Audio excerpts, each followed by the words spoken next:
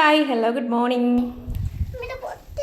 എന്തോ ചെറിയ അടിക്കാട് പൊട്ടി, പക്ഷെ നമ്മൾ ശരിയാക്കി രാവിലെ.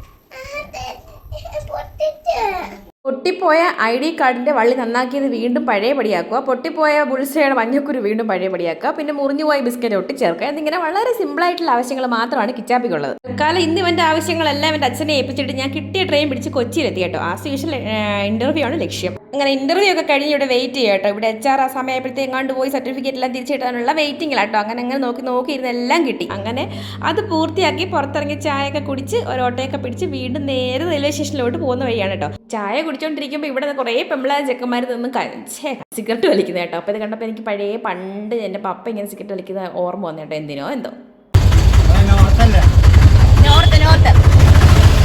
ഓട്ടോയിൽ കയറിയപ്പോൾ തന്നെ ഈ അച്ഛൻ തലങ്ങും വിലങ്ങും എന്നോട് ചോദിച്ചാണ് ഈ ചോദ്യം.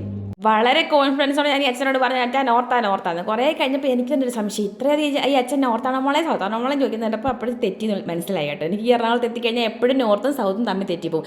എവിടുന്നാണ് ട്രെയിൻ കയറി ആലപ്പുഴയ്ക്ക് പോകുന്നത് എനിക്ക് ഇപ്പോഴും നിശ്ചയമില്ല കേട്ടോ. അങ്ങനെ ഏട്ടനോട് ചോദിച്ചപ്പോൾ പറഞ്ഞടി സൗത്താണെന്ന്. അങ്ങനെ സൗത്തിലോട്ട് പിന്നെ അച്ഛൻ ഓട്ടോ തിരിച്ചു കേട്ടോ. പാവ എന്നൊന്നും പറഞ്ഞില്ല. അങ്ങനെ ഇതിൻ്റെ ഫ്രണ്ടിലുള്ള ഈ ഈറോഡ് കഫേന്ന് ഞാനൊരു മസാല ദോശയും ഒരു ചായയും വാങ്ങിച്ച് കഴിച്ചിരുന്നത് എൻ്റെ ഫസ്റ്റ് ഭക്ഷണമായിട്ട്. ഞാനൊരു ഒന്നും കഴിച്ചിട്ടില്ല ആ ചായ അല്ലാണ്ട്. അങ്ങനെ ഇവിടുന്ന് ഒരു ഗ്ലാസ് ചായ ഒഴിച്ച് അങ്ങനെ നേരെ ഇത് തൊട്ട് പറയില്ലല്ലേ റെയിൽവേ സ്റ്റേഷൻ. അങ്ങനെ റെയിൽവേ സ്റ്റേഷനിലെത്തി. ട്രെയിൻ അവിടെ വെയിറ്റ് ചെയ്തിരിപ്പുണ്ടായിരുന്നു കേട്ടോ. അപ്പം അവിടെ വെയിറ്റ് ചെയ്തിരിക്കുന്നവർ ഞാനിവിടെ 10 മിനിറ്റ് വെയിറ്റ് ചെയ്തിരുന്നു വെറുതെ. അങ്ങനെ ഇഷ്ടംപോലെ സീറ്റ് ഉണ്ടായിരുന്നു. എനിക്ക് ഈ സൈഡ് സീറ്റിലിരിക്കുന്നത് ഭയങ്കര ഇഷ്ടമാണ്. അപ്പോൾ അന്നേരം ഈ സൈഡ് സീറ്റ് ഒഴിഞ്ഞു. അപ്പോൾ അതിലോട്ട് ഇങ്ങനെ കാലൊക്കെ നീട്ടി വെച്ചിട്ടേ ഇങ്ങനെ ഇരിക്കില്ല ഈ സിംഗിൾ സീറ്റിൽ. എനിക്കത് ഭയങ്കര ഇഷ്ടമാണ് കേട്ടോ.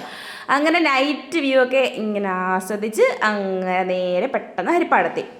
അങ്ങനെ എൻ്റെ കൂടെ വന്ന ട്രെയിൻ എന്നെ ഇവിടെ ഇറക്കി വിട്ടിട്ട് നേരെ പോയി. ഞാൻ അങ്ങനെ ഇരുട്ട് തള്ളിയിട്ട് നേരെ വീട്ടിലോട്ട് പോയിട്ട് ഇനി ഇൻ്റർവ്യൂ വിശേഷമൊക്കെ പറയണ്ടേ.